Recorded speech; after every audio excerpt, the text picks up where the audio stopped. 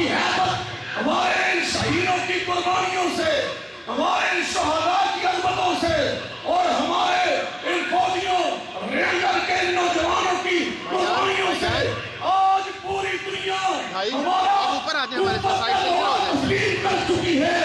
और आज पूरी कौम मुत्तहिद होकर ये नारा बुलंद करने पर मजबूर हो चुकी है कि पाकिस्तान का मतलब क्या,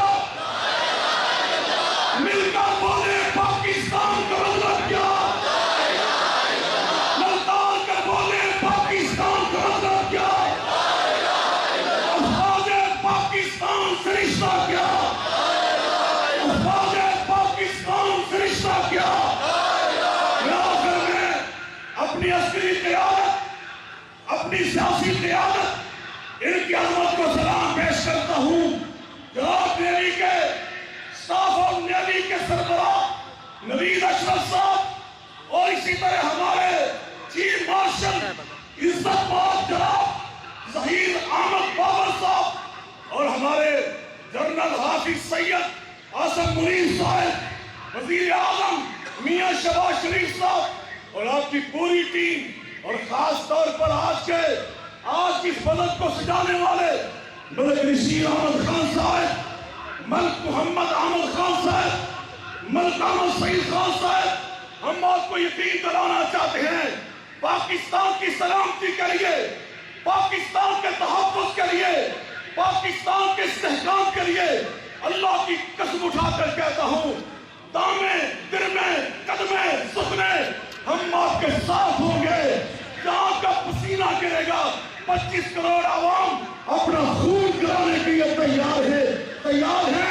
अफवाज पाकिस्तान, अफवाज पाकिस्तान, जनरल आसम मुनीर साहब, जनरल साहब कलम पढ़ो, शहदाए फौज, शहदाए किराम, वाक़ई दअवाना अल्हम्दुलिल्लाह रब्बिल आलमीन।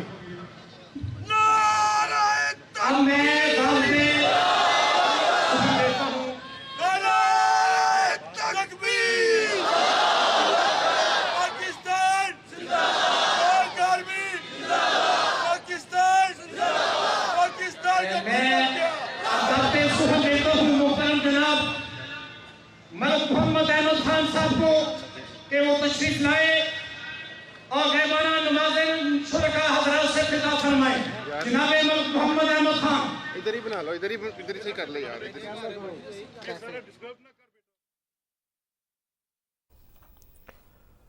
तो इस वक्त आप देख सकते हैं ये कसूर के मनाजिर हैं जहां पर स्पीकर पंजाब असम्बली मलिक मोहम्मद अहमद खान भी मौजूद हैं। बात लंबी नहीं करूंगा, मैं सिर्फ 2 जुमलों में अपनी बात खत्म करता हूँ।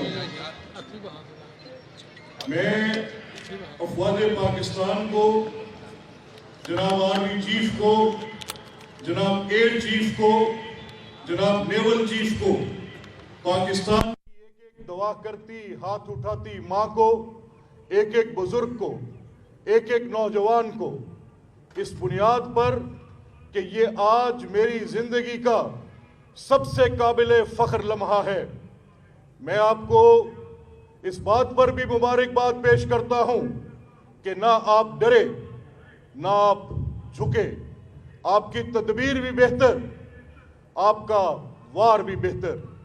आपने साबित किया कि अमन आपकी ख्वाहिश है, लेकिन अगर कोई जंग मुसल्लत करेगा तो उसके दांत खट्टे करेंगे। मैं पिछले चंद रोज से इन रेंजर के जवानों के साथ, इन फौजी जवानों के साथ जो इस बॉर्डर पर थे, कभी गंडा सिंह बॉर्डर पर तो कभी दिफाई बंद पर, अपने लोगों के साथ मैं ये देखने के लिए गया कि जज्बा क्या जुबान बोलता है, क्या जज्बा किसी से डरता है, क्या किसी की खुदा न खास्ता कोई सोच और मकारी और चलाकी और धौंस और दहशत हमारी अवाम को कहीं खौफजदा तो नहीं करती। तो मैं जिस जिस जगह पर गया मैं आपको ये बता सकता हूं कि चाहे वो बच्चे थे, बूढ़े थे, जवान थे, वो अपनी अफवाज पाकिस्तान के लिए दुआ गो भी थे। मुझे उन्होंने बताया कि हमने अपने घरों को खाली कर दिया है, मुझे उन्होंने बताया कि हम अपना ढोर डंगर माल मवेशी सब कुछ इस वतन की हुर्मत पर अपनी माँ बाप जान बाल बच्चे कुर्बान करने को तैयार हैं। ऐसी सोच, ऐसा जज्बा, इसको कोई शिकस्त नहीं दे सकता। और मैं उन लोगों को यह पैगाम भी देना चाहता हूं कि आपने बिला इश्तियाल, बिला सबूत इल्जाम तराशी भी की और दरअंदाजी भी की, और आपको जो जवाब मिला है आज उसको दुनिया तस्लीम कर रही है। मैं समझता हूं कि हमारी क़यादत का, सियासी और फौजी क़यादत का और अवाम पाकिस्तान का ये सबसे बेहतरीन लम्हा है जब आप सर फख्र से बुलंद करके ये कह सकते हैं कि बनियानुल मरसूस, ये सीसा पिलाई हुई दीवार है और इंशाअल्लाह ये दीवार ऐसे ही आईनी रहेगी। गर्मी की बहुत शिद्दत है, मैं इस वजह से अभी दरख्वास्त करूंगा कारी सुहेब साहब से।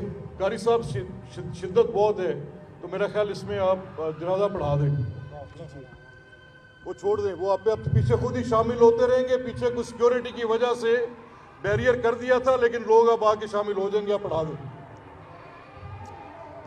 आज का ये गैबाना नमाज जनाजा मुफक्कर आलमदीन जनाब कारी सुहेब अजीज मीर मोहम्मदी शुरू कर रहे हैं। मेरी दोस्तों से गुजारिश है, जहां जहां जगह मिल रही खड़े हो जाए, रास्ता खुल गया है।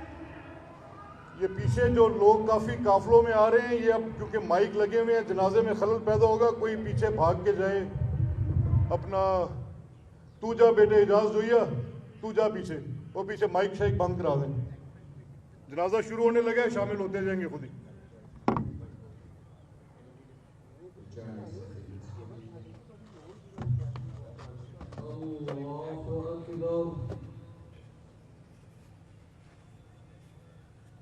अल्हम्दुलिल्लाहि रब्बिल आलमीन अर्रहमानिर रहीम मालिकि यौमिद्दीन इय्याका नअबुदु व इय्याका नस्तईन इहदिनस सिरातल मुस्तक़ीम सिरातल लज़ीना أنعمت عليهم غير المغضوب عليهم ولا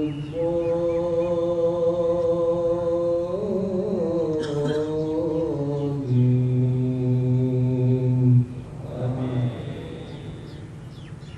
قل هو الله أحد الله الصمد لم يلد ولم يولد ولم يكن له كفوا أحد الله أكبر اللهم صل على محمد وعلى آل محمد كما صليت على إبراهيم وعلى آل إبراهيم إنك حميد مجيد اللهم بارك على محمد وعلى آل محمد كما باركت على إبراهيم وعلى آل إبراهيم إنك حميد مجيد الله أكبر اللهم اغفر لحينا وميتنا وشاهدنا وغائبنا وصغيرنا وكبيرنا وذكرنا وأنثانا اللهم من أحييته منا فأحيه على الإسلام ومن توفيته منا فتوفه على الإيمان اللهم لا تحرمنا أجرهم ولا تفتنا بعدهم اللهم اغفر لهم وارحمهم وعافهم وعافهم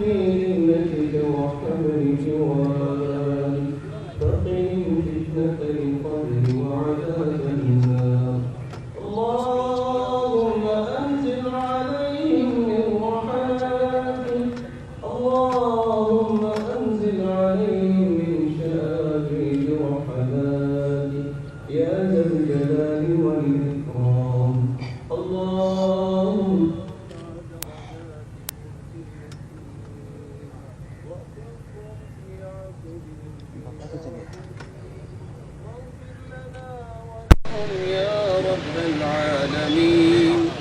اللهم نور لهم في قبورهم ووسع لهم فيه.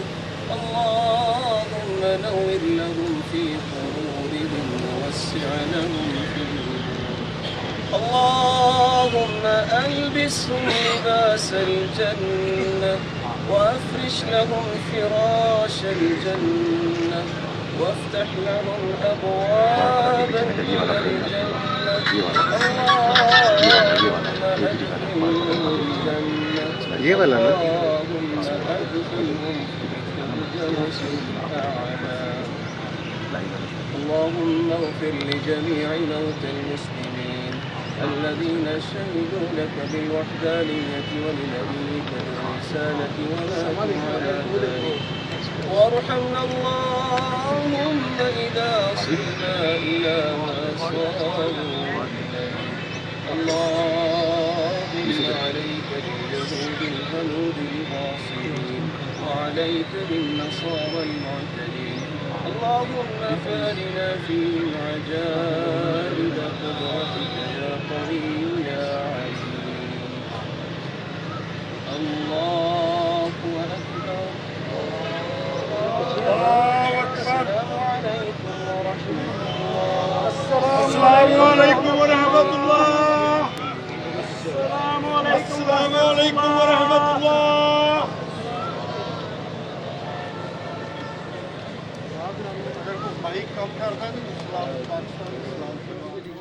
भारतीय जारियत के शहदा की गायबाना नमाज जनाजा अदा कर दी गई है। कारी सुहेब अजीज़ ने नमाज जनाजा की इमामत कराई। सियासी और अस्करी क़यादत ने शिरकत की और आवाम की कसीर तादाद भी इस मौके पर यहाँ पर मौजूद है। तो आपको बताएं कि भारतीय जारियत में मासूम शहदा की नमाज जनाजा इस वक्त गायबाना नमाज जनाजा अदा करवा दी गई है। चूँकि भारत ने रात की रोशनी में हमला किया, रात की तारीकी में हमला किया था और पाकिस्तान ने उसका दिन की रोशनी में भारत को निशाना बनाया है। पूरी कौम इस वक्त मुत्तहिद है। जिस तरह आप देख सकते हैं कि गायबाना नमाज जनाजा में शिरकत करने के लिए कसीर तादाद यहाँ पर जमा हुई है और हमारी अफवाज पाकिस्तान के एक एक जवान ने दुश्मन को पैगाम दे दिया है कि अल्लाह ताला की तौफीक से हमारा रोब, हमारा दबदबा और हमारा वक़ार इंशाअल्लाह हमेशा हमेशा कायम रहेगा।